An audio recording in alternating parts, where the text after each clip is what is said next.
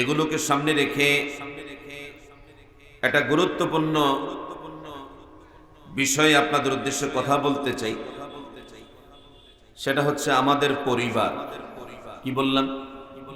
আমাদের পরিবার। মুসলমানদের জন্য আল্লাহ রাব্বুল আলামিন যে জীবন ব্যবস্থা, যে জীবন কাঠামো তৈরি করেছেন গোটা দুনিয়ার মানুষের জন্য, মানব সভ্যতার সূচনাটা হয়েছে পারিবারিকভাবে। কিভাবে? পারিবারিকভাবে মানব সভ্যতার সূচনাটা হয়েছে। প্রসঙ্গত আমি একেবারে শুরুতেই সূরা নিসার প্রথম আয়াতটা তেলাওয়াত করেছি, যেখানে আল্লাহ রাব্বুল আলামিন আদম আলাইহিস সালামের সৃষ্টি এবং তার স্ত্রীর সৃষ্টির বিষয়ে বলেছেন, আমাদের সৃষ্টির বিষয়ে বলেছেন। আয়াতটা সূরা নিসার 1 নম্বর আয়াত, কোরআনে কারীমের 4 নম্বর সূরা 1 নম্বর আয়াত। ইয়া আইয়ুহান নাসুত্তাকু রাব্বাকুমুল্লাযী খালাকাকুম মিন নাফসিন ওয়াহিদা ওয়া খালাকা মিনহা যাওজাহা ওয়া বাসসা মিনহুমা রিজালান কাসীরান ওয়া নিসাআ।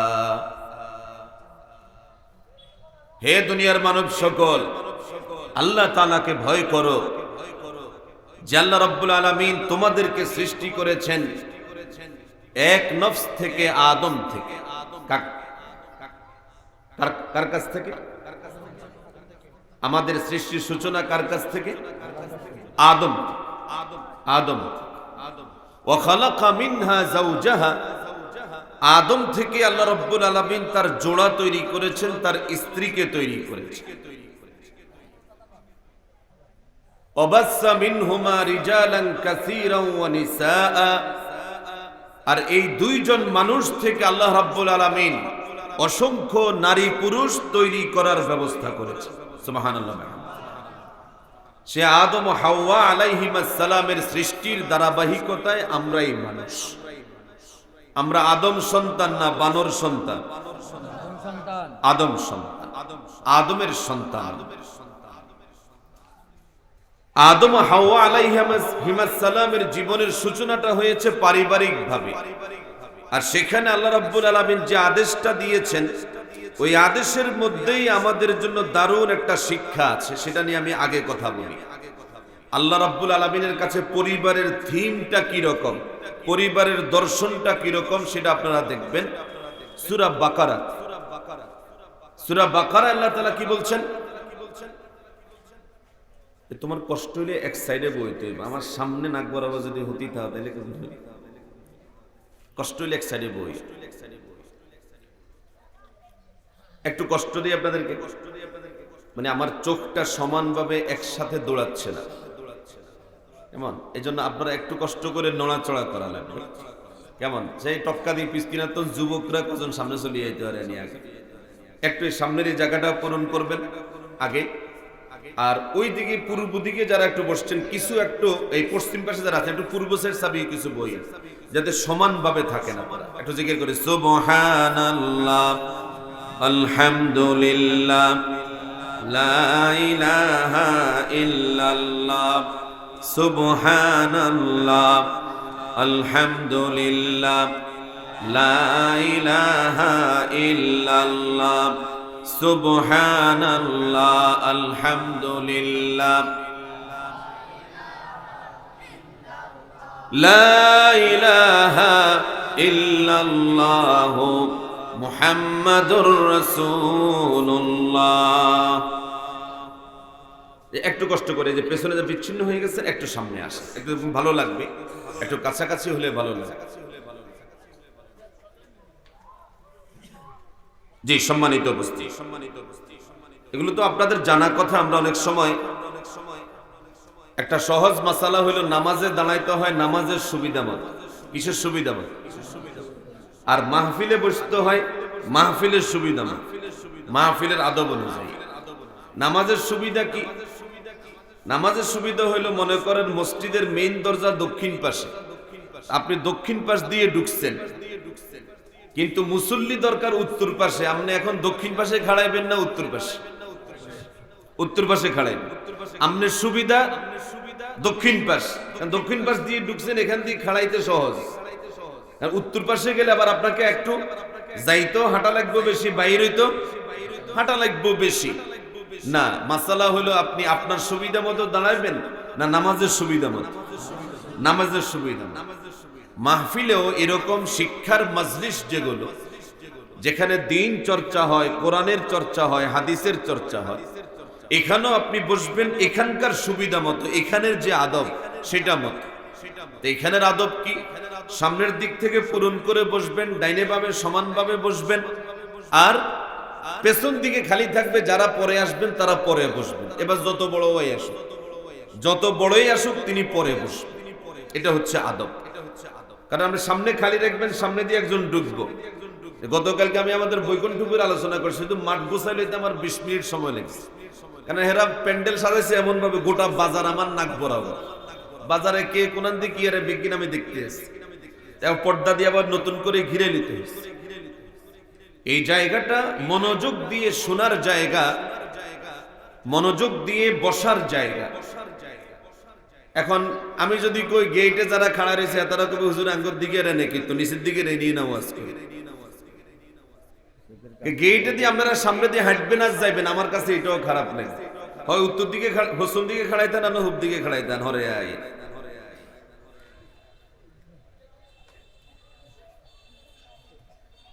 সম্মানিত প্রিয় ভাইয়েরা, আল্লাহ রাব্বুল আলামিন আদম ও হাওয়া আলাইহিমাস সালামকে সৃষ্টি করেছেন। আমরা যে লাইন দিয়ে শুরু করেছি, আমাদের আলোচনার বিষয় হলো পরিবার। আলোচনার বিষয় কি? পরিবার। আলোচনার বিষয় পরিবারের সূচনা হয় একজন স্বামী আর একজন স্ত্রী দিয়ে। কি দিয়ে? একজন স্বামী আর একজন স্ত্রী দিয়ে।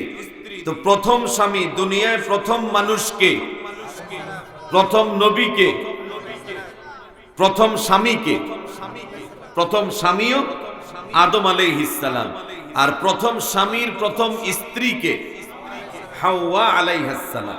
আমরা হাওয়া বলি বাংলায়, হাওয়া, বাংলা হাওয়ার মতো। আসলে মূলত ওনার মূল শুদ্ধ উচ্চারণটা হচ্ছে হাওয়া। ওয়ার উপরে একটা তাসদীদ দিয়ে উচ্চারণ করতে হয়, হাওয়া, হাওয়া আলাইহিস সালাম। আল্লাহ রাব্বুল আলামিন আদম ও হাওয়া আলাইহিমাস সালামকে তৈরি করে আদেশ করলেন। এর মধ্যে জ্ঞানের প্রতিযোগিতা হয়ে গেছে। আল্লাহ রাব্বুল আলামিন মানুষের সবচেয়ে বড় প্রয়োজন যেটা, সেটা আগে মেটালেন। মানুষের তালিকায়, মানুষের হিসাবে খাদ্য, বস্ত্র, বাসস্থান, শিক্ষা, চিকিৎসা। খাদ্যটা 1 নম্বরে আর শিক্ষাটা 4 নম্বরে। কিন্তু আমার আল্লাহ রাব্বুল আলামিন আদম ও হাওয়া আলাইহিমাস সালামকে তৈরি করে, আদম আলাইহিস সালামকে বানিয়ে আদমের সর্বপ্রথম প্রয়োজন মিটালেন, তার শিক্ষা। 1 নম্বর প্রয়োজন কি? 1 নম্বর প্রয়োজন শিক্ষা। শিক্ষার ব্যবস্থা করে আল্লাহ রাব্বুল আলামিন এখনো খানা দেয় না। কোন জিয়ানে হিয়ানে বই খান যাইতো, খানার জন্য একটা কি লাগবে? জায়গা লাগবে। আপনি খানা একটা পাইছেন, রাস্তার কিনারে বই যাবেন না, খাওয়ার জন্য একটা উপযুক্ত জায়গা লাগবে। এই জন্য আল্লাহ রাব্বুল আলামিন কি করলেন? আদমকে আদেশ করলেন, কি বলছেন? وقلنا يا آدم اسكن أنت وزوجك الجنة وكلا منها رغدا حيث شئتما ولا تقربا هذه الشجرة فتكونا من الظالمين. আল্লাহ রাব্বুল আলামিন বলছেন, আমি বললাম হে আদম, ইয়া আদম, হে আদম, উসকুন আনতা ওয়া যাওজুকা ওয়া বামানা মা, তুমি তোমার স্ত্রীকে সাথে নিয়ে জান্নাতে থাকো। কাকে নিয়ে থাকবা? তুমি তোমার স্ত্রীকে নিয়ে জান্নাতে থাক। আলোচনাটা যেহেতু পরিবার নিয়ে, এই আয়াতে জান্নাতে থাকার বিবরণ আমার আলোচনা করা উদ্দেশ্য না। এই আয়াতের মধ্যে একটা বড় গুরুত্বপূর্ণ মেসেজ আছে। মেসেজটা কি? একজন ব্যক্তি বিবাহ করলেন, তার স্ত্রী তার জীবন সঙ্গিনী হলো। এবার আল্লাহ তাআলা আদমকে সৃষ্টি করে বললেন, আদম তুমি রাজশাহী থাকো আর তোমার স্ত্রী খুলনায় থাকো, ঠিক না? আদমকে বললেন, আদম তুমি তোমার স্ত্রীকে সাথে নিয়ে কোথায় থাকো? জান্নাতে। জান্নাতে থাকো। জাউজ একটা শব্দ, জাউজ এটা দ্বিপাক্ষিক অর্থ বহন করে। জাউজ মানে স্বামীও বোঝায়, জাউজ মানে স্ত্রীও বোঝায়, আবার জাউজের সাথে গোলতা লাগাই দিলে জাউজাতুন মানেও স্ত্রী বোঝায়। তো মূলত জাউজুন শব্দের অর্থ হলো জোড়া। কি বললাম? জাউজুন শব্দের অর্থ হলো জোড়া। যে জোড়া মানে কি? একসাথে থাকা না আলাদা থাকা? একসাথে থাকলে তো জোড় হয়। একসাথে থাকলে কি হয়? জোড়।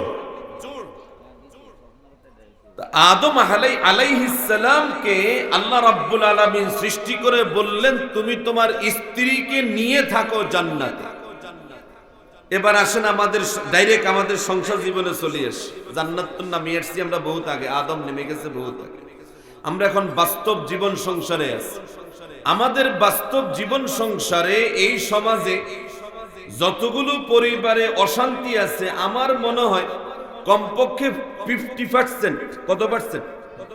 কমপক্ষে 50%, 50% পরিবারে ঝামেলা আছে মা বাপের লগে, ছেলের লগে, শুধু বউটা কোন জায়গা থাকবো এটা লই।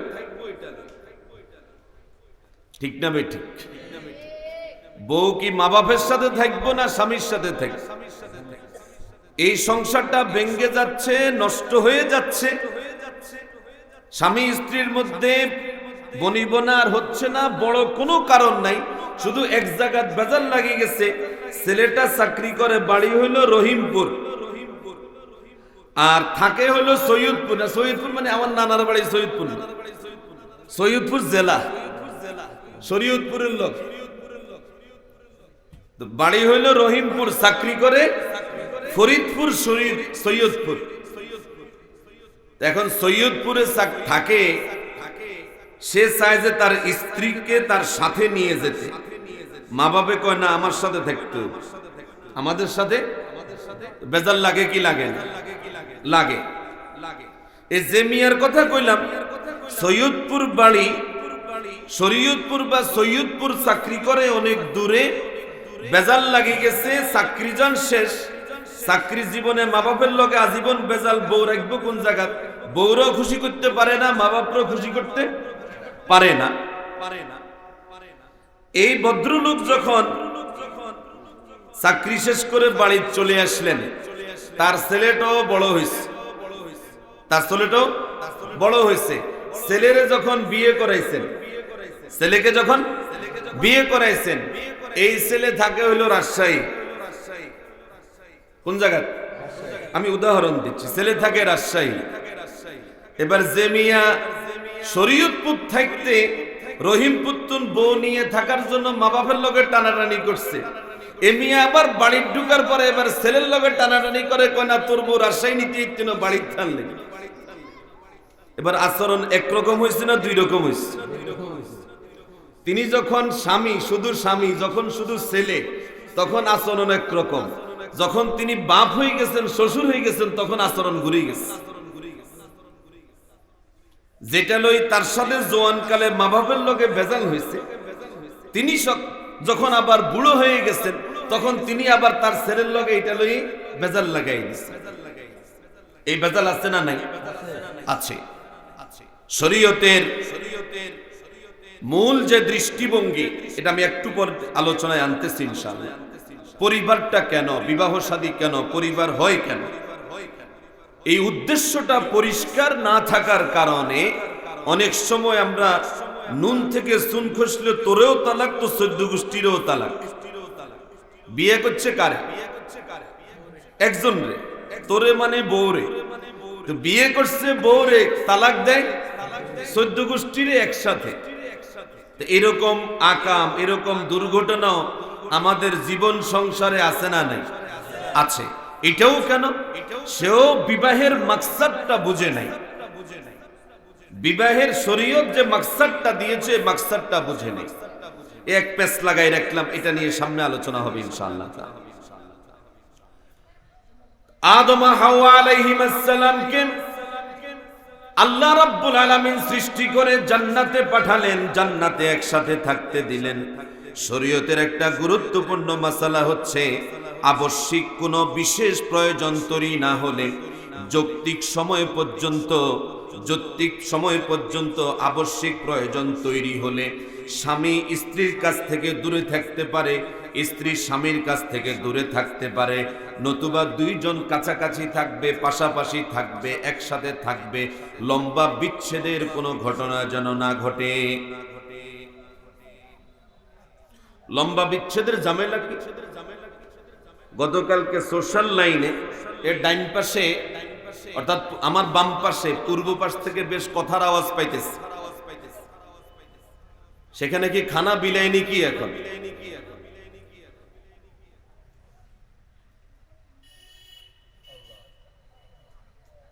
আমি তো বলছি ভাই আপনি দূরে থাকেন, আমি এরপরে শব্দ শুনলে কথা বলবো। এই ময়দান সাক্ষী থাকবে, আমরা কোরআনের সাথে আদব রক্ষা করার জন্য এখনো প্রস্তুত হইনি।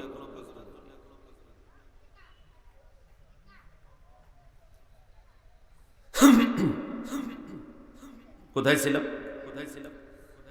আল্লাহ রাব্বুল আলামিন যেই মাকসাদে তৈরি করলেন এবং যে বিধানটা জারি করলেন, সোশ্যাল মিডিয়া কালকে এক বাস্তব গল্প শুনতেছিলাম, গল্প পড়ছিলাম। আমার ঘনিষ্ঠ পরিচিত একজন লিখলেন, সেও ভালো আলেম, তরুণ আলেম। তার কাছে একজন মহিলা ফোন করে একটা অভিযোগ করেছে। ফোনে কথা বলতে চেয়েছে, বাধ্য হয়ে সে ফোনে সময় দিয়েছে, তার অভিযোগটা জানতে চেয়েছে, অভিযোগটা বলতে চেয়েছে, সে বাধ্য হয়ে অভিযোগটা শুনেছে। অভিযোগ কি? এই মেয়েটার, এই মহিলাটার বিবাহ হয়েছে 15 বছর। কত বছর? 15 বছর। এই 15 বছরের মধ্যে তার সাথে, তার স্বামীর সাথে সাক্ষাৎ হয়েছে 2 দফা। তার স্বামীর সাথে সাক্ষাৎ হয়েছে কয় দফা? 2 দফা। 2 দফা সাক্ষাতে এই মেয়েটার, এই মহিলাটার একটা মেয়ে সন্তানের জন্ম হয়েছে।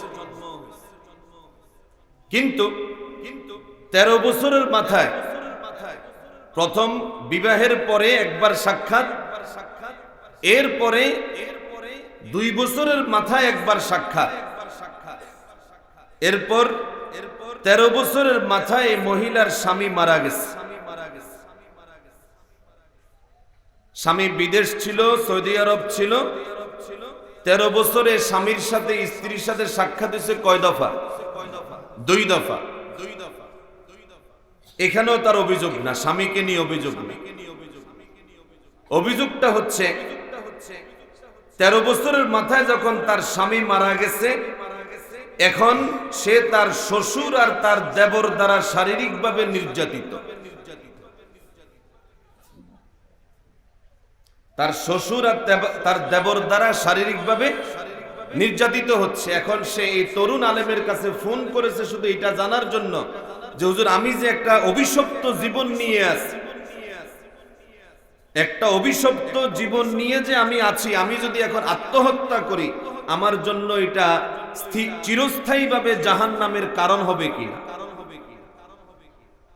কারণ আমি যেই অভিশপ্ত জীবন নিয়ে আছি, স্বামীকেও আমি পাই নাই, এখন স্বামী নাই, আর আমি এখন একটা দাসী হিসেবে জীবন যাপন করতেছি। ছোট্ট মেয়েটার দিকে তাকাইয়া আমি সংসার ছেড়ে যেতেও পারছি না, আমি এখন কি করব?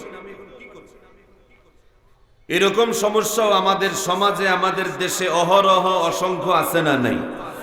আচ্ছা, এরাও বিবাহের, পারিবারিক জীবনের উদ্দেশ্যটা বুঝে নাই।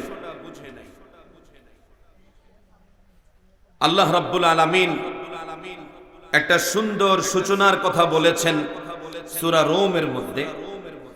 কেন তৈরি করলেন সেখানে একটা উদ্দেশ্য, মূল একটা উদ্দেশ্য আল্লাহ রাব্বুল আলামিন সেখানে প্রকাশও করেছেন। কি বলছেন আল্লাহ তাআলা? وَمِنْ آيَاتِهِ أَنْ خَلَقَ لَكُم مِّنْ أَنفُسِكُمْ أَزْوَاجًا لِتَسْكُنُوا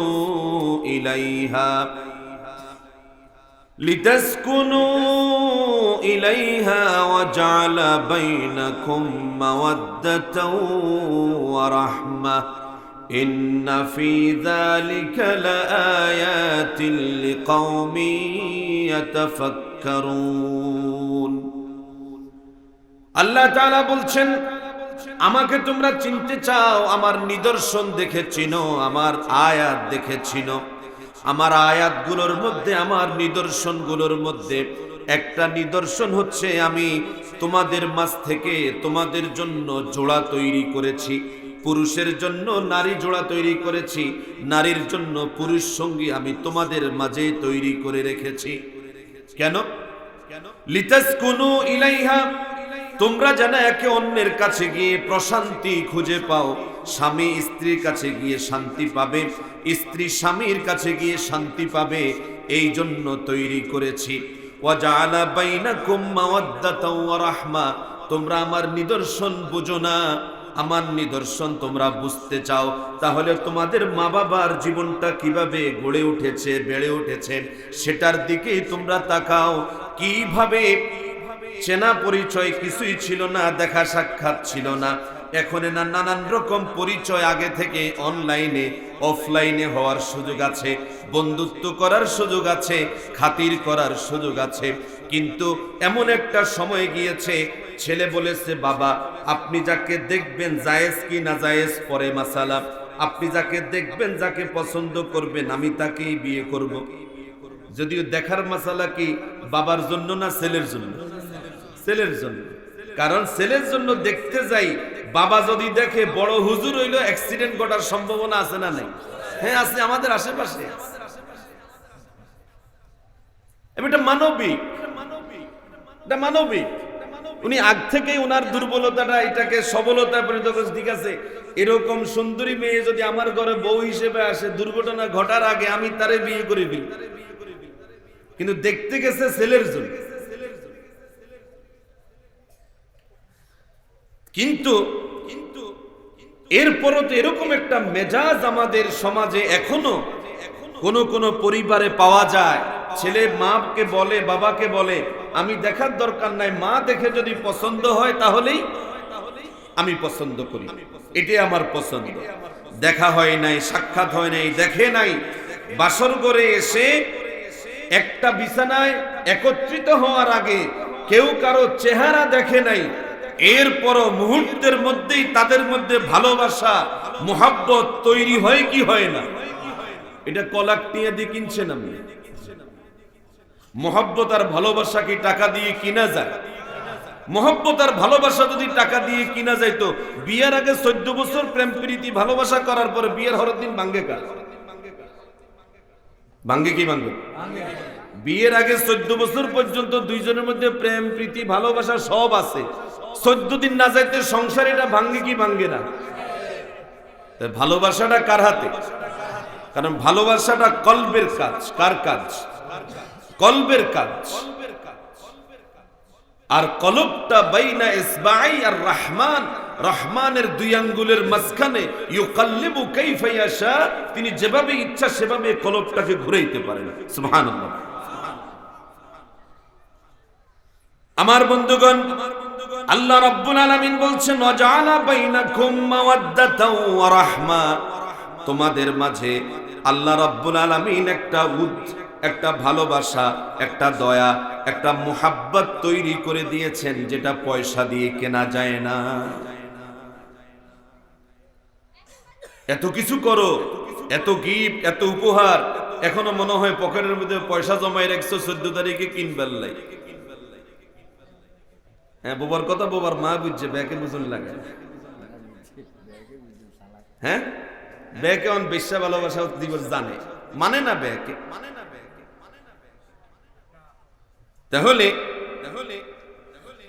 আমরা আমাদের মা বাবার আমাদের পূর্বপুরুষদের জিন্দিগিতে দুই জোড়ার মধ্যে আমার দাদা দাদির মধ্যে যে বুড়া বুড়ির মধ্যে যে মোহাব্বতটা আমরা দেখতেছি, এটা কি আমাদের অনেকের মা বাবার মধ্যে দেখা যায়? কথা কোন? আমরা আমাদের দাদা দাদির মধ্যে যে মোহাব্বত আর ভালোবাসা দেখছি, এটা কি অনেক ক্ষেত্রে আমার মা বাবার মধ্যে দেখা যায়? দেখা যায় না। তো আস্তে যখন আমাদের দাদা দাদির তো মা বাবার কাছে আসতেই কমে গেছে, এরপরে তো আমাদের জায়গা তাইলে থাকতেই হলো। ওয়াজআলা বাইনাকুম মাওয়াদ্দাতাও ওয়া রাহমা, আল্লাহ তাআলা বলছেন মোহাব্বতটা আমি তৈরি করে। এইজন্য নাটকে, সিনেমায় আমাদের অবজারভেশন, মূল্যায়ন, গবেষণা যা আছে, সমাজের অনেকগুলো দিক নিয়ে আমরা অনেক সময় একেবারে স্পেসিফিক গবেষণা করি। তাতে নাটকে, সিনেমার যত থিওরি আছে, 1 নম্বর থিওরি হলো প্রেম, প্রীতি, ভালোবাসা, মোহব্বত শিখায়। ঠিক না বেটি? নায়ক নায়িকারা, অভিনেতা অভিনেত্রীরা কি শিখায়? কি শিখায়? ভালোবাসা শিখায়। এটা অন্যায় ভালোবাসা, ন্যায় ভালোবাসা। সে অন্যায় পদ্ধতিতে শিখাচ্ছে ভালোবাসা। বাস্তব জীবনে তাদের ভালোবাসা আছে। যত বড় বড় নায়ক নায়িকা তত তাড়াতাড়ি সংসার ভাঙ্গে না ঠিক? ভাঙ্গে না ঠিক? ভাঙ্গে। হাক ডাক করে আপনি সব মিডিয়াকে জানাইয়া বিয়ে করলেন, দুজনের মধ্যে সম্পর্ক ছিল অনেক থেকে, বাইন্ত দেরি হয় না, মিডিয়া আবার জানিয়ে ক্রমেই কমে যাচ্ছে। কারণ বিবাহের যে মাকসাদ, পরিবারের যে মাকসাদ, পারিবারিক জীবনের যে উদ্দেশ্য, এই উদ্দেশ্যের সাথে আমাদের সম্পর্কটা কমে গেছে। আরেকটা হাদিস আমি শুরুর দিকে রাখতে চাই। পরিচালনা যারা আছে, অনুরোধ করব পরবর্তী মেহমানের সাথে সমন্বয় করে আমার টাইমটা আগে ঠিক করে দিবেন আমার, তাহলে আমি কদ্দুর দৌড়ামো সেটা একটু ঠিক করতে আমার সুবিধা হবে। এটা একটা বড় জগৎ। রাসূলুল্লাহ সাল্লাল্লাহু আলাইহি ওয়াসাল্লাম এই পারিবারিক বন্ধনের এই জায়গাটাকে বলেছেন, পারিবারিক বন্ধনের এই জায়গাটাকে বলেছেন এটা বড় দায়িত্বশীলতার জায়গা। কিসের জায়গা? দায়িত্বশীলতার জায়গা। আমি যে কথাগুলো বলতেছি, এটা এখানে যারা সংসার করে দাড়ি পাকাই ফেলছেন তাদের জন্য যত বেশি গুরুত্বপূর্ণ, তার চেয়ে বেশি গুরুত্বপূর্ণ আমার তরুণ যুবক ভাইদের জন্য, যারা সংসার করার অপেক্ষায় আছে।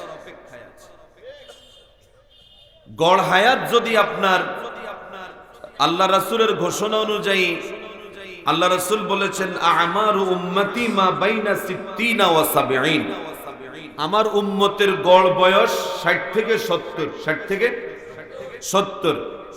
তাহলে এই 60 থেকে 70 এর মাঝখানে আমাদের যাদের বয়স, আপনারা একটু এখানে তাকাইয়া দেখবেন যে যাদের 60 থেকে 70 হয়ে গেছে, এটাই বাস্তব যে হয়তো আর বেশি দিন নাই।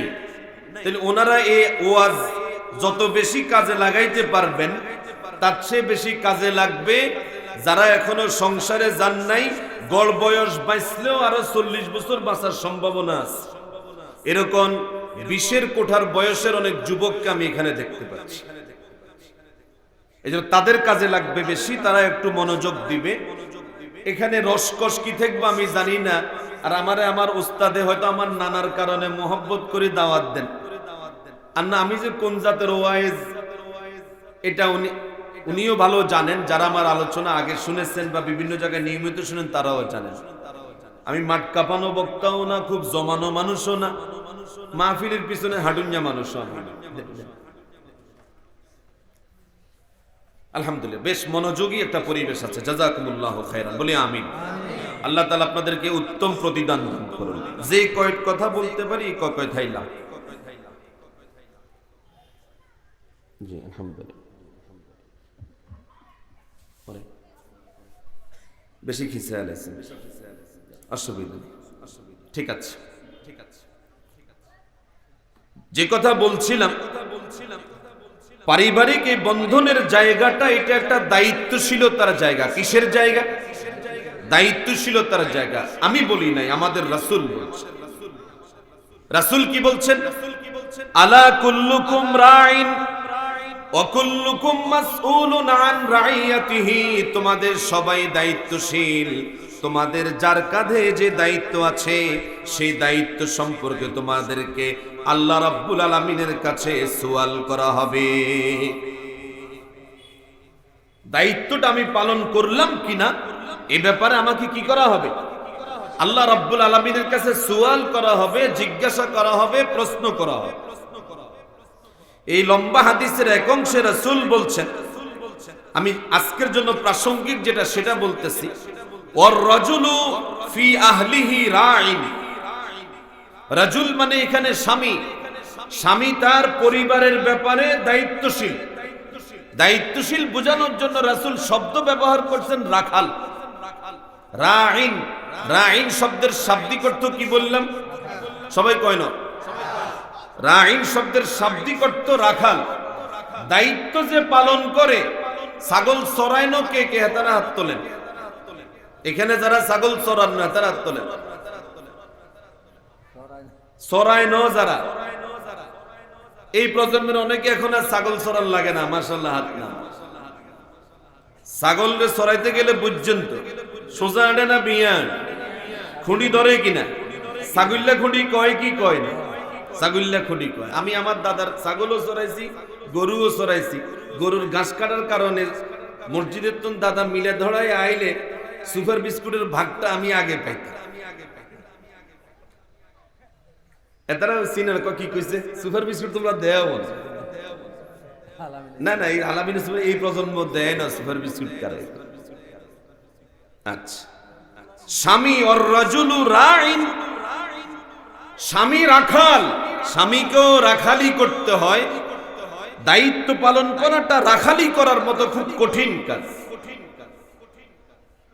অহুয়া মাসউলুন আন রাইয়াতিহি, স্বামী তার সংসারটাকে কিভাবে পরিচালনা করলো, কিভাবে পরিচালনা করলো না, এ ব্যাপারে সে আল্লাহ রাব্বুল আলামিনের সামনে আসামি হইয়া প্রশ্নের মুখোমুখি হবে, তাকে জেরা করা হবে। সুবহানাল্লাহ। ওয়াল মারআতু ফি বাইতি যাওজিহা রাইয়াতুন হিয়া মাসউলাতুন আন রাইয়াতিহি, আর একজন স্ত্রী তার স্বামীর সংসারের ব্যাপারে দায়িত্বশীলা, সে ওই দায়িত্বটা কিভাবে পালন করেছে ওই মহিলাকেও সে ব্যাপারে জিজ্ঞাসা করা হবে। এটা একটা দায়িত্বশীলতার জায়গা। আর জিজ্ঞাসার জায়গা কোন জায়গা? দুনিয়া একটু বেজালে পড়ে গেলে দেন না, অনেক সময় জীবন সংসারের অনেক মামলা লইয়া কোর্টে দাঁড়ান লাগে কি লাগে না? তো কোর্টে একবার যে যায় সে বুঝে যে আসলে জীবনের মজা কি। মাসউলুন যেখানে আপনি হবেন, জিজ্ঞাসিত আপনি যেখানে হবেন, এটা দুনিয়ার কোর্ট না, এটা কার কোর্ট? আল্লাহ রাব্বুল আলামিনের কোর্ট। আল্লাহ তাআলা বলছেন, আমি যদি তোমাদেরকে না বানাইতাম, জোড়া জোড়ায় যদি সৃষ্টি না করতাম, স্বামী স্ত্রী হওয়ার যদি সুযোগ না দিতাম, তাহলে তোমরা এই জীবন সংসার কল্পনাও করতে পারতাম। অতএব এটা আমার দান। এটা যে আমি কি জন্য বানাইছি, শুধু তোমাদের দুইজন একসাথে থাকা দরকার, একসাথে চলা দরকার, একসাথে খাওয়া দরকার, এটা না। এই ছোট বাচ্চারা মাঝখানে কথা বলি, এদেরকে একটু আলাদা করে দিই। এখানে বসবে একটু আলাদা আলাদা বই। আমার নানি কইতে যে মূল্যে একসাথে যেন কবর না দেয়, এগুলো কবরের ভিতরে যে গুতাগুতি।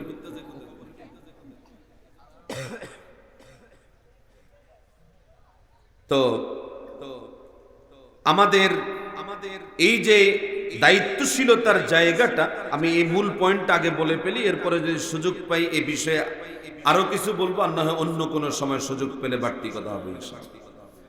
আমার চিন্তায়, আমার গবেষণায় আমি যেটা বুঝেছি, আমরা যারা এই জীবন সংসারে সংসার করতেছি, সংসার করেছি, আর এখানে যারা এই তরুণ প্রজন্মের এখনো বড় অংশ অপেক্ষা করতেছে সংসার করার জন্য, এদের অধিকাংশের জন্য, আমাদের সবার অধিকাংশের জন্য সমস্যা হচ্ছে আল্লাহ রাব্বুল আলামিন কি উদ্দেশ্যে, কেন, কোন কোন উদ্দেশ্যে এই সংসার জীবনের ব্যবস্থা করেছেন, এটা আমরা এখন পর্যন্ত বুঝি নাই, পুরোপুরি আমরা বুঝি নাই। বেশ কয়েকটা উদ্দেশ্য আছে আমার বন্ধুগণ, সম্মানিত উপস্থিতি। এই উদ্দেশ্যের জ্ঞানটা অর্জন করাটাকে আমি বলি ফরজ। রাসূলুল্লাহ সাল্লাল্লাহু আলাইহি ওয়াসাল্লাম বলেছেন, তলাবুল ইলমি ফরিদাতুন আলা কুল্লি, হাদিসে কি আমরা পারি না, শুনি না, তলাবুল ইলমি ফরিদাতুন আলা কুল্লি, প্রত্যেক মুসলমানের উপরে ইলম অর্জন করা ফরজ। কি রকম ফরজ? ফরজের দুইটা স্তর আছে, একটা হচ্ছে ফরজে আইন আর একটা হচ্ছে ফরজে কিফায়া। ফরজে আইন মানে যেটা ব্যাকে জানুন লাগে, আর ফরজে কিফায়া মানে যেটা ব্যাকে না জানলেও চলে, অল্প কিছু মানুষ জানলে চলে। তো ফরজে আইন কি রকম? আপনি যখন নামাজ পড়া আপনার উপর ফরজ হয়ে গেছে, তখন নামাজটা কিভাবে পড়বেন এটার ইলম অর্জন করা আপনার জন্য ফরজ। কথা বুঝাইতে পারি? নামাজ পড়ার জন্য যতটুকু ইলম অর্জন করা দরকার ততটুকু জানা আপনার জন্য ফরজ। একটা আওয়াজ দিয়ে এদিক সেদিক গান ঘুরাইয়েন না, তাহলে আমার মনোযোগ নষ্ট। আর আপনি নামাজ পড়াইতে পড়াইতে যখন ইমাম হয়ে গেছেন, এই কাতারে চলে আসছেন, এখানে এক ইমামের ইমাম, এত ইমামতি করে সোহানি মাদ্রাসায়, আর এতেরই ইমাম বানাইছে এই হুজুর। আপনি যখন নামাজ পড়তে পড়তে ইমামের জায়গায় চলে আসছেন, যখন আপনি ইমাম হয়ে গেছেন, তখন ইমাম হিসেবে আপনার দায়িত্ব কি সেটা জানা আপনার জন্য ইমামতি শুরু করার আগে ফরজ। কথা বুঝাইতে পারি? ঠিক একইভাবে আমাদের প্রসঙ্গে চলে আসি। কেউ যদি জীবন সংসারে যেতে সিদ্ধান্ত নিয়ে ফেলে যে এখন তার সংসারে যাওয়ার বয়স হয়েছে, সংসারে তাকে নিতে চান, সংসারে তাকে দিতে চান, ছেলেকে বিবাহ করাতে চান, মেয়েকে বিবাহটা দিতে চান, তাহলে এই ছেলের এই মেয়ের আপনার জন্য ফরজ ছিল শিখানো। আর এই ছেলে এই মেয়ের জন্য বিবাহের উদ্দেশ্য কি, বিবাহের মাসালাগুলো কি, সংসার জীবন কেমনে টিকে কেমনে ভাঙ্গে, এই সমস্ত বিষয়গুলো কোনো মতে যদি জামিলা লাগি যায়, তাহলে সেটা কিভাবে সমাধান করতে হয়, এই সমস্ত বিষয়ে তার ইলম অর্জন করা ফরজ।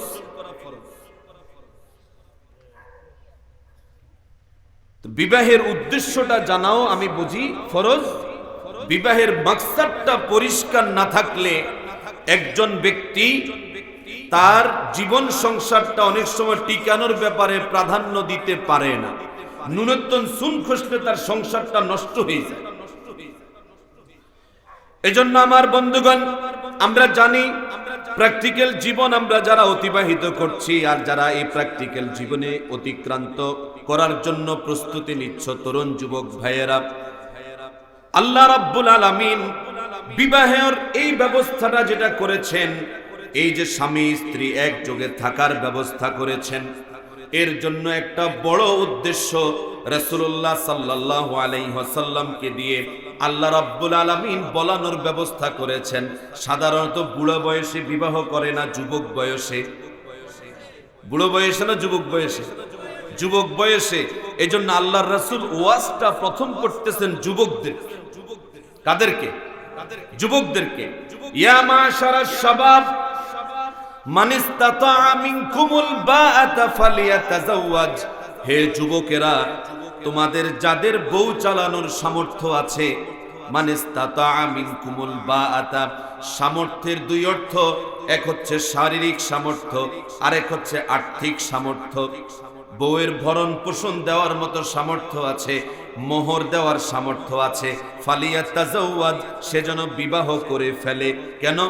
ফাইন্নাহু আগাদ্দু লিল বাসার, মানুষের গুনাহের সূচনাটা হয় চোখ দিয়ে। একজন মানুষ যখন বিবাহ করে ফেলে, তখন তার চোখটা হেফাজত করার একটা নিরাপদ ঠিকানা তৈরি হয়ে যায়। নিরাপদ ঠিকানা কিভাবে তৈরি হয়? এবার যদি তার মন সুন্দর হয়, তার কলব যদি সুন্দর হয়, তার কাছে তার বউ, তার স্ত্রী বিশ্ব সুন্দরী। শরীয়তের একটা পেশাইল্লা মাসালা আছে ইমাম নিয়োগের ক্ষেত্রে। হাফেজে সমান, কারিয়ে সমান, আলেমে সমান, তাকওয়া সমান, জুব্বে সমান, পাগড়ি সমান, টুপিয়ে সমান, দাঁড়িয়ে সমান, এরকম মেলা আছে। এখন কারি ইমাম বানাইবে। তো কিতাবের মধ্যে একটা ছোট্ট হেসাইল্লা মাসালা অজ্ঞা আছে। এবার বউ হুজুর করে যারা ইন্টারভিউ দিতে আসছে তাদেরকে আলাদা আলাদা জিজ্ঞাইব, আপনার বউটা কিরকম, সুন্দর না কালা? কেন?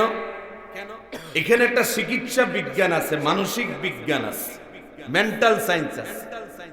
তুলনামূলকভাবে যার ঘরে সুন্দরী স্ত্রী আছে, বাহিরে অন্য কোন সুন্দর দেখলে সে মনে করবে আমার ঘরেও তো সুন্দর আছে, তার মনটা স্বাভাবিকভাবে আবার ঘরে চলে আসবে তাড়াতাড়ি। তাহলে এই হুজুরের তাকওয়া রক্ষা করাটা বেশি সহজ। আমরা শুনছি, আমি নাম ভুলে গেছি, নোয়াখালী অঞ্চলের এক বড় আলেম, উনি চট্টগ্রামে ইন্টারভিউ দিতে গেছেন এক সরকারি বড় মসজিদে। তো ওনারাও এই জায়গায় প্রশ্ন করি বইছে, হুজুর আপনার বউ কিরকম? তোমাদের চোখে কিরকম হইব তোমরা তো দেখুন জায়েজ না, এই জন্য কইতেও হইতে না, তবে আমার চোখে আমার বউ বিশ্ব সুন্দরী। তো কয় হুজুর চাকরি আপনার লাই আছে। এই বিশ্ব সুন্দর বোঝার জন্য শুধু চোখ সুন্দর হলে চলে না, কলব সুন্দর হওয়া লাগে, কলব সুন্দর হওয়া। ফাইন্নাহু আগাদ্দু লিল বাসার, এটা তোমার চোখ বাঁচাইয়া দিবে। চোখ যদি বাঁচে, ওয়া আহসানু লিল ফারাজ, তাহলে তোমার স্ত্রী তোমার লজ্জাস্থান হেফাজত করার জন্য দুর্গের মতো কাজ করবে। একটা দুর্গ যেরকম সৈন্যদেরকে হেফাজত করে, রক্ষা করে বাহিরের আক্রমণ থেকে, তোমার সম্মান, তোমার সম্ভ্রম, তোমার লজ্জাস্থানকে হেফাজত করবে তোমার স্ত্রী। স্ত্রীর লজ্জাস্থানকে হেফাজত করবে তার স্বামী। পরস্পর পরস্পরের জন্য একটা দুর্গ, একটা নিরাপদ দুর্গ। কেন? এই নিরাপদ দুর্গ ব্যবস্থা যদি অনিরাপদ হয়ে যায়, ভেঙ্গে যায়, তাহলে সমাজ সব জারুয়ায় ভর্তি হয়ে যাবে। শব্দটা আমি একটু গ্রাম্য শব্দ করছি আর কি, যাতে আপনাকে একটু তাড়াতাড়ি গাত লাগে। আমি একটু এই কথাও মাঝে মধ্যে কই, কারণ অনেক সময় আগে যে জায়গা বাঙ্গি লই না, সেই জায়গাতে অনেক সময় দেখছি বেজার লাগি গেছে। এর এখন আমি আগে বাঙ্গি চুরি লই, আমি কইছি আমারে এই ডাকাইত মনে করিয়েন না, ডাক্তার মানতে হইবে। আমিও ডাকাইতো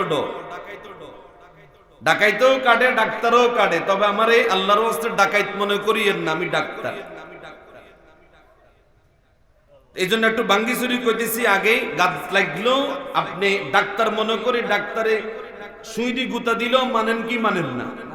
মানেন। আর আরেকজনে ফুলের টোকা দিল, থাপ্পড় দেন কি দেন না? দেন। ডাক্তারের প্রতি আপনার আস্থা আছে যে সে আপনার উপকার, আপনাকে বাঁচানোর জন্য করতেছে। এই জায়গাটা যদি মজবুত না হয়, এই জায়গাটা যদি দৃঢ় না হয়, তাহলে সমাজটা জারজ সন্তানে পরিপূর্ণ হয়ে যাবে। তুলনামূলকভাবে এখন আমাদের ধরাবাঁধা কমার কারণে, পারিবারিক শৃঙ্খলা দুর্বল হওয়ার কারণে সমাজে জেনা ব্যভিচার বাড়ছে না কমছে? আমরা এখন এটা নীরবে হজম করতেছি, খুব স্বাভাবিকভাবে গ্রহণ করতেছি, করে অনকিত্তা। ব্যাপারটা এখন এই পর্যায়ে চলে এসেছে। এই জায়গাটা, এটাকে আপনি মাথায় রাখতে হবে। তরুণ যুবক যারা সংসারে যাবে, তারাও মাথায় রাখতে হবে যে আমার লজ্জাস্থান হেফাজত করার জন্য আমি যাকে পেয়ে গেছি, সে আল্লাহ তাআলার নিয়ামত আমার পক্ষ থেকে। কারণ আমি যদি লজ্জাস্থান হেফাজত করে আল্লাহর কাছে হাজির হইতে না পারি, তাহলে তো আমি আল্লাহর কাছে আসামি হয়ে যাই। একজন ইমানদারের জন্য নামাজ পড়া যেরকম ফরজ, লজ্জাস্থান হেফাজত করাও, না হলে সে সফল হবে না। কদ আফলাহাল মুমিনুন আল্লাযীনা হুম ফি সালাতিহিম খাশিউন, এই ঈমানদারদের জন্য আল্লাযীনা হুম লিফুরুজিহিম হাফিজুন, তারা তাদের লজ্জাস্থান হেফাজত করবে। এই কথাও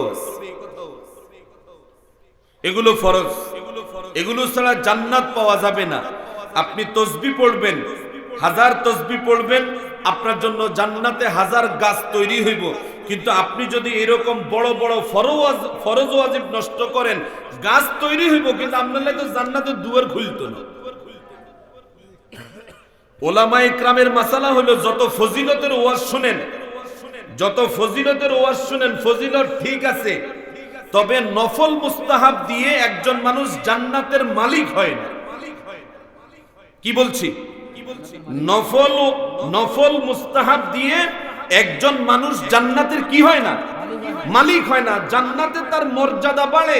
জান্নাতের মালিক হইতে হইলে ফরজ আর ওয়াজিবটা ঠিক রাখা লাগে।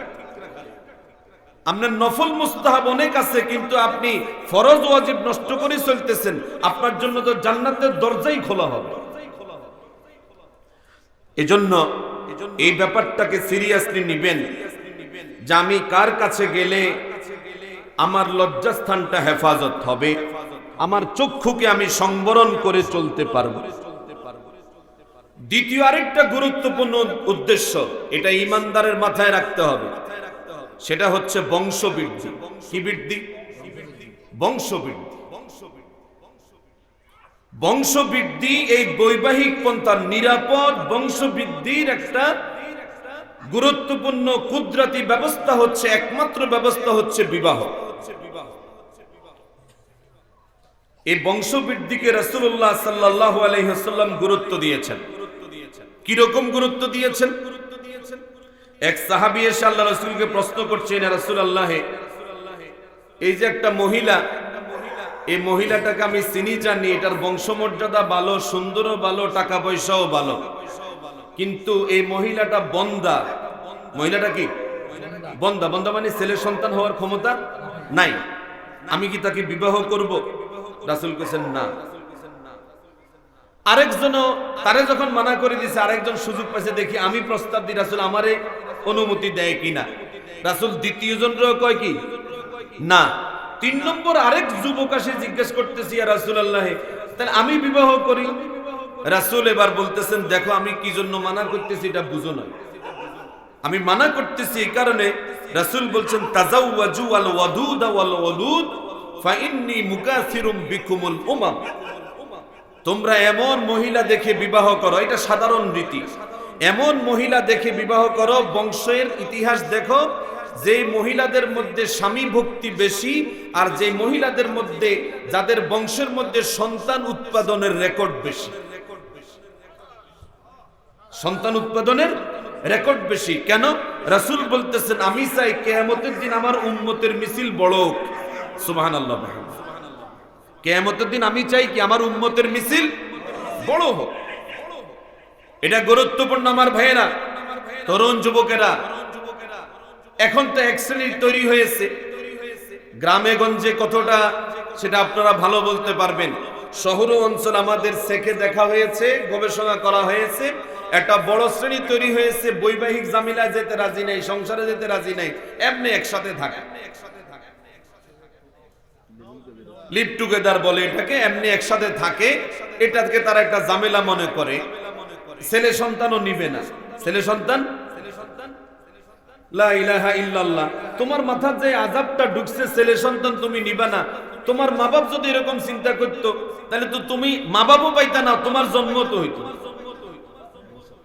তোমার জন্ম তো হইতো না। ছেলে সন্তান যে কত গুরুত্বপূর্ণ এটা আপনি বুঝবেন ফিলিস্তিনের মুজাহিদদের দিকে তাকায়, হামাসের মুজাহিদদের দিকে তাকায়। একজন মুজাহিদ স্ত্রী শহীদ হয়ে গেছে, আরেকজন তরুণী এসে বলতেছে, আমাকে বিবাহ করেন, সন্তান উৎপাদন করেন, নতুন মুজাহিদ তৈরি করেন। ফিলিস্তিনের একজন মুজাহিদ, যারা দেশের বাইরে লেখাপড়া করতে গেছে, লেখাপড়া করা শেষ হওয়ার পরে তারা একজনও বিদেশ থাকে না, তারা আবার জিহাদ করার জন্য, সন্তান উৎপাদন করার জন্য আবার নিজের দেশেই চলে আসে। এই জন্য ইসরায়েল ইহুদিদের টার্গেট হলো বাচ্চাদেরকে হত্যা করা। এই জন্য এই পর্যন্ত যা শহীদ হয়েছে তার মধ্যে 3 ভাগের 1 ভাগের বেশি শিশু বাচ্চা। কেন? এরা বড় হবে, এরা বড় মুজাহিদ হবে, তাদের বিরুদ্ধে অস্ত্র ধরবে, এটা তাদের ভয়। আমাদের দেশেও এটা আস্তে আস্তে ছড়াচ্ছে, আস্তে আস্তে ছড়াচ্ছে। ইউরোপ আমেরিকা এই ট্যাবলেট খাইয়া এখন যখন মরার দশা হয়েছে, চীন আর জাপান অবশেষে সিদ্ধান্ত নিতেছে, এখন বাহিরের যদি এখন কিছু লেবার না আনা হয়, তাইলে আমগো কলকারখানা ইন্ডাস্ট্রি চলতে হবে। কেন? তাদের মধ্যে এখন বয়স্ক লোক বেশি, বয়স্ক লোক বেশি। আলহামদুলিল্লাহ আমাদের দেশে এই সম্পদটা আছে, কিন্তু বিবাহের যে নিরাপদ ব্যবস্থাটা আছে, এটাকে 14ই ফেব্রুয়ারির নষ্ট ভালোবাসা মার্কা নানান কিছু আমাদের সমাজে, তরুণ যুব সমাজের সামনে উপস্থাপন করে এখন তাদেরকে বিবাহের আগে ধ্বজভঙ্গ করে দিচ্ছে। এখানে ছোট বাচ্চারা কিছু আছে, তারা বোঝার জন্য বলি, অধিকাংশ বুঝবান এবং সমজদার তাদের জন্য বলি, খুলে বলছি এই কারণে যে আমাদের সমাজের ছিদ্রটা আপনি বুঝেন। আমার কাছে মনে হয়েছে, আমি ছোট থেকে যত বড় হয়েছি তত দেখতেছি যে এখন বাসে, ট্রাকে, নগরে, বন্দরে, বাজারে, বিভিন্ন দোকানপাটে যত ঔষধের ব্যানার আছে আর পোস্টার আছে, একটা বেশি, এটা আপনারা বুঝিয়ে লেছেন, একটা বেশি। সেটা কি? নারী পুরুষের শারীরিক দুর্বলতার ঔষধ বিক্রি করে। কেন? শারীরিক দুর্বলতার ঔষধ বিক্রি করা লাগতেছে এই কারণে আপনাকে আগেই শারীরিকভাবে দুর্বল করার জন্য রাস্তা তৈরি হয়ে গেছে, আগেই তৈরি হয়ে গেছে। জেনা ব্যভিচারের রাস্তা উন্মুক্ত করে দেওয়া হয়েছে। এখন আমাদের দেশে জেনা সহজ, বিবাহ কঠিন। ঠিক না বেঠিক? বিবাহ করতে যান, বিবাহ করতে যান, বিবাহ করাইতে যান, কত রকম শর্ত, কত রকম শর্ত। অবশেষে বিয়ে গিয়ে হইতো না কিল্লাই দুলাভাইর শালা রাজি হয় নয়, এরকম ঘটনা আছে না? মানে এই দুলাভাইর শালা বিবাহ করতে পারতেছে না, দুলাভাইর খালতো শালা আরেকজন, খালতো শালা রাজি হয় না, এই জন্য হাতে বিয়ে করতে পারতেছে না। বিয়ে করবে তুমি, তোমার দুলাভাইর খালতো শালার সাথে সম্পর্ক। এরকম নানান জটিলতা তৈরি করা হয় কি হয় না? হয়। অযথাই মোহরানার ফিগার অনেক বড়, উসুল হইতো না 1 টাকাও, উসুল দেখাই দিব 10 লাখ টাকা। এখন 10 লাখ টাকা মোহরানার ঠিক করার জন্য আপনি এখানে ঝগড়াঝাটি করতেছেন, মারামারি করতেছেন কেন? আপনি দেখতেছেন না কোন শর্ত ছাড়াই জেনা ব্যভিচার করে কিভাবে গোটা সমাজ নষ্ট হয়ে যাচ্ছে? এটা ঠেকাচ্ছেন না কেন? এই জন্য যুবকদের পক্ষে বলতেছি, মা বাবা যদি টের পান যে আপনার ছেলে মনে হয় যেন কোন ছেলের সাথে অথবা কোন মেয়ের সাথে সম্পর্ক করতে চাইতেছে, ডাইরেক্ট জিজ্ঞান তুই কি বিয়ে করতে চাস? যদি বিয়ে করতে চায় তাকে বিয়ে করাই দেন, রিজিক আল্লাহ দিবেন, কিন্তু তাকে জেনার রাস্তায় ছেড়ে দিবেন না। তার হাতের জেনা হবে, পায়ের জেনা হবে, চোখের জেনা হবে, আরো বড় জেনা হয়ে যাবে। তাকে জেনার রাস্তা হাঁটতে দিবেন না, প্রয়োজনে বিবাহ করাই দেন। বিবাহ করে কাগজে কলমে লেখা থাকবো, এবার তোমরা দুইজন স্বামী স্ত্রী বৈধ, 10 বছর পরে সংসার হইব, তুমি তোমার পড়ালেখা শেষ করো, তুমি তোমার পড়ালেখা শেষ করো। কি মানতে রাজি আছো নি? জওয়ানরা উত্তর দেখ, বিয়ে করাই দিব তোমাদের। মেয়ে একটা পছন্দ হয়েছে, এই হাবের সাহেব হুজুর কইবা অথবা শফিক হুজুর কইবা, হুজুর মেয়েকে আমার পছন্দ, এটার আমি বিয়ে করতে চাই। বিয়ে করে বউ বানায় রাখো, এরপর তুমি চাকরি বাকরি করে সংসার শুরু করিও। এবার তার সাথে তুমি প্রতিদিন কথা বলো, কোনো অসুবিধা। কিন্তু বিয়ে করার আগে যদি তুমি কথা বলার মেজাজ আর মোহব্বত সব যদি শেষ করো, বিয়ের আগে যদি তুমি যদি জান দিয়ে লও, বিয়ের পরে মনও দিতে ইচ্ছা হয় কি হয় না? বিয়ের আগে একজন আরেকজনের জান দিয়ে লায়, কিন্তু বিয়ে করার পরে একজন আরেকজনের মন দেওয়া দরকার, মনও দিতে হারে না, দুইজনের মন দুই দিকে। এজন্য আমিও আমার শেষ দিকটার দিকে আপনাদের গুরুত্ব দিব। বিবাহক আমি বলেছি মূল এই পয়েন্ট আমি কথা বলবো। প্রধান মেহমান আসছেন, আমরা তাকে স্বাগত জানাই। উনি আসতে আসতে আমার কথা শেষ হয়ে যাবে, খেয়াল করেন। মেহমানকে আমরা স্বাগত জানাই, নারায়ে তাকবীর। আমরাই স্বাগত জানাই নিচ্ছি, মেহমান নিরিবিলি চলে আসবেন ইনশাআল্লাহ। নারায়ে তাকবীর, আল্লাহু আকবার। সম্মানিত প্রিয় উপস্থিতি, বলছিলাম আমাদের জানা দরকার বিবাহের মাকসাদ লজ্জাস্থান হেফাজত করা, এরপর বংশ নিরাপদ, বংশবৃদ্ধি করা। 3 নম্বরে যেটা আমাদের জেহেনে থাকবে সেটা হচ্ছে আমাদের মনের একটা নিরাপদ শান্তির, মনের শান্তির একটা ঠিকানা দরকার। সম্মানিত প্রিয় উপস্থিতি, এই মৌলিক উদ্দেশ্যগুলোর দিকে যদি তাকান, যার দ্বারা আমার চক্ষু হেফাজত হবে, লজ্জাস্থান হেফাজত হবে, নিরাপদ বংশবৃদ্ধি হবে, আপনি সহজে এই সংসারটা আর ভাঙতে যাবেন না। এজন্য আমার পক্ষ থেকে এই জনপদের তাওহীদি জনতার কাছে, বিশেষ করে তরুণ যুব সমাজের কাছে যে বার্তা, সেটা হচ্ছে আমাদের পরিবার, আমাদের সমাজ টেকানোর জন্য সবচেয়ে বড় গুরুত্বপূর্ণ যে দিকটা হচ্ছে সেটা হচ্ছে বিবাহ। আর এই বিবাহের এই দিকটা গোছাতে হলে আমি বলছি তরুণ যুবক ভাইদেরকে স্পেশালি, তোমাদের জন্য গুরুত্বপূর্ণ হচ্ছে তোমরা বিবাহের উদ্দেশ্যটা বুঝো। শরীয়ত কেন বিবাহের উদ্দেশ্য ঠিক করেছে, কি কি উদ্দেশ্য ঠিক করেছে, এটা মাথায় রেখে বিবাহ করবা। আর তালাকের মাসালাটা আগে জানি লইবা, কোন পর্যায়ে তালাক না দিলেই না সেটা আগে একটু জানি বিয়ে করবা। যদি দেখো যে তোমার লজ্জাস্থান হেফাজত হচ্ছে, তোমার চক্ষু হেফাজত হচ্ছে, বংশ বৃদ্ধি হচ্ছে, মনের শান্তিরও কিছু মৌলিক জায়গা আছে, বড় ধরনের কোনো ঝামেলা নাই, তাইলে রাগের মাথায় এই ফতোয়া নিয়ে আসি না, তালাক তো দিয়ে লেছি। আমাদের সংসারগুলো আমাদের জন্য দুর্গ, আমাদের পরিবারগুলো আমাদের জন্য দুর্গ। আর আমাদের জন্য প্রয়োজন হচ্ছে আমাদের যুব সমাজের, আগামীর যুব সমাজের জন্য একটা নিরাপদ বংশ বিস্তার, একটা নিরাপদ সংসার। আল্লাহ তাআলা শরীয়তের এই মাকসাদটা আমাদেরকে বোঝার তৌফিক দান করুন। এর সাথে অনেক গুরুত্বপূর্ণ বিষয় আছে, সেদিকে আজকে আর যাওয়ার সুযোগ হলো না। আল্লাহ রাব্বুল আলামিন আমাদেরকে আমাদের সংসারগুলোকে দুর্গ সমেত রক্ষা করে আমরা যেন আমাদের পরিবারটাকে কিরকম দুর্গ হবে, একটা মাসআলা, একটা চিত্র শুধু 1 মিনিটে বলে চলে যায়, ব্যাখ্যা নয়। যদি একটা সুন্দর উজ্জ্বল পরিবার আপনি দেখতে চান, পিতা ইব্রাহিমের দিকে তাকান। যুবক, তুমি বাবা হবা যখন, ইব্রাহিমের মতো বাবা হবা। আমার বোন, তুমি যখন মা হবা তখন তুমি চিন্তা করো আমি হাজার আলাইহিস সালামের মতো একজন মা হব।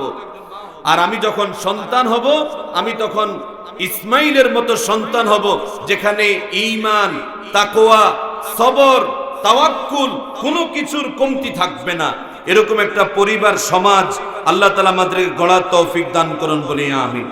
ফিনিশিং এর প্রয়োজনে 2 মিনিট সময় বেশি নিলাম। ওমা আলাইনা ইল্লাল বালাগ। আমরা আমাদের মেহমানকে স্বাগত জানাচ্ছি। আহলান ওয়া সাহলান, বারাকাল্লাহু ফীকুম। আসসালামু আলাইকুম ওয়া রাহমাতুল্লাহি ওয়া বারাকাতুহু।